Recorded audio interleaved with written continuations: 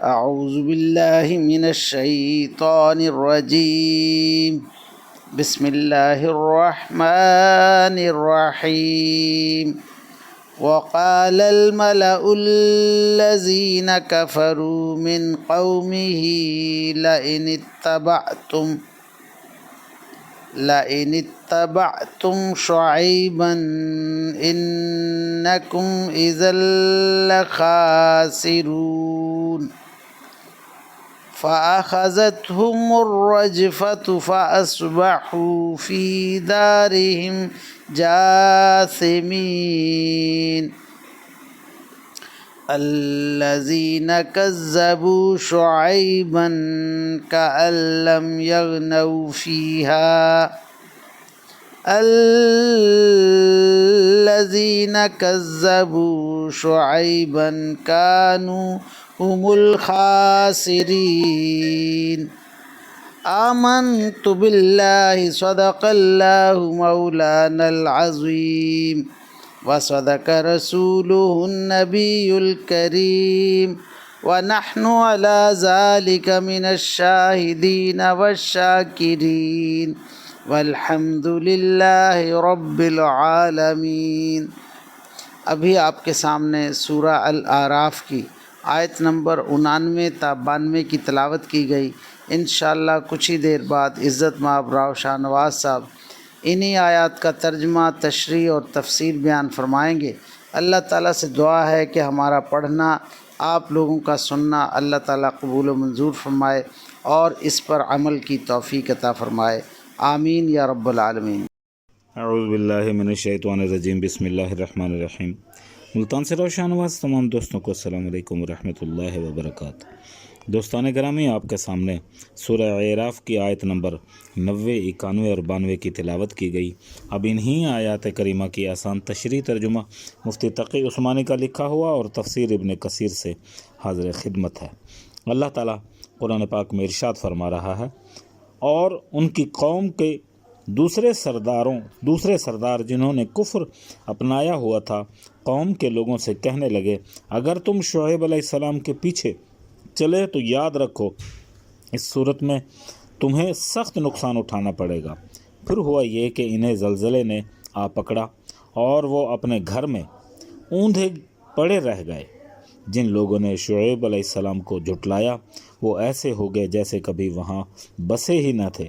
جن لوگوں نے شعیب کو جھٹلایا وہ آخر کو نقصان اٹھانے والے ہی ہوئے۔ اللہ اکبر۔ اب ان آیات کریمہ کی آسان تشریح۔ اس قوم پر جو عذاب آیا یعنی قوم شعیب پر، اس کے لیے قرآن کریم نے یہاں زلزلے کا ذکر فرمایا ہے۔ سورہ ہود کی آیت نمبر 11 اور 94 میں اس کو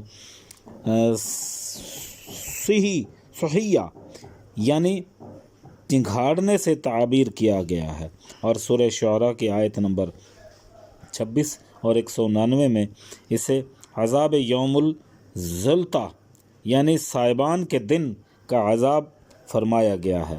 حضرت عبداللہ بن عباس رضی اللہ تعالیٰ عنہ سے روایت یہ ہے کہ ان لوگوں پر پہلے سخت گرمی پڑی جس سے یہ بلبلا اٹھے، پھر شہر سے باہر ایک بادل آیا جس میں ٹھنڈی ہوا تھی، یہ لوگ گھروں سے نکل کر اس کے نیچے جمع ہو گئے۔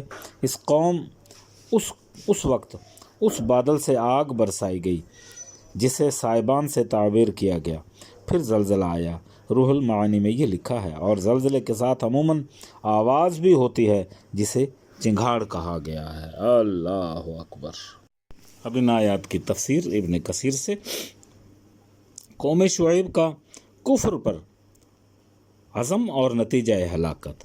خبر دی جا رہی ہے کہ ان کا کفر تمردار ضلالت کس شدت کی ہے اور مخالفت حق ان کے دلوں میں کس قدر جبلی اور فطری بن گئی۔ اسی لیے انہوں نے آپس میں قسمیں کھا لی اور عہد کر لیا کہ دیکھو، اگر تم نے شعیب علیہ السلام کی بات مان لی تو بڑے خسارے میں رہو گے۔ ان کے اس عزم اور راسخ العقیدہ کے بعد اللہ تعالیٰ فرماتا ہے کہ اس عزم کے سبب ان پر ایسا زلزلہ بھیجا گیا کہ وہ اپنے گھروں میں دھرے کے دھرے رہ گئے۔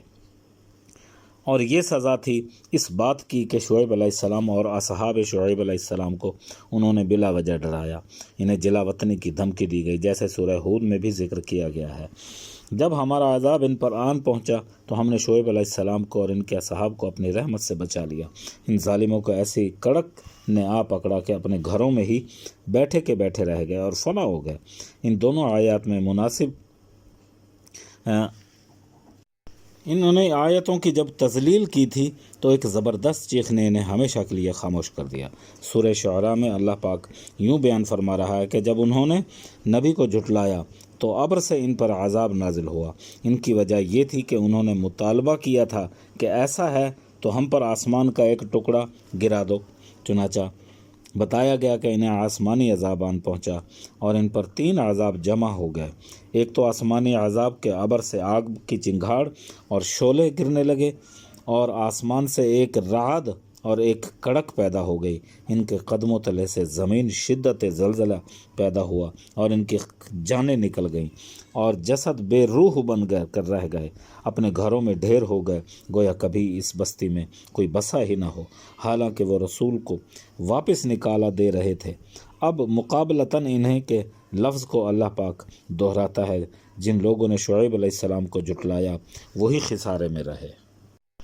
اور یوں کافروں کے اس طرح سے شعیب علیہ السلام کے وہاں سے چلے گئے اور کہہ دیا کہ اے قوم، میں نے اللہ تعالیٰ کے پیغامات تمہیں پہنچا دیے، میں نے اپنا حق ادا کر دیا، اس میں بھی میری خیر خواہی سے تم نے فائدہ نہ اٹھایا، اور اس بد انجامی کو دیکھ کر میں کیوں افسوس کروں اور اپنے آپ کو کیوں ہلکان کروں۔ اللہ اکبر۔ وآخر دعوانا الحمدللہ رب العالمین۔ اے اللہ پاک، جو کچھ بھی پڑھا گیا اس کو اپنی بارگاہ میں منظور و مقبول فرما۔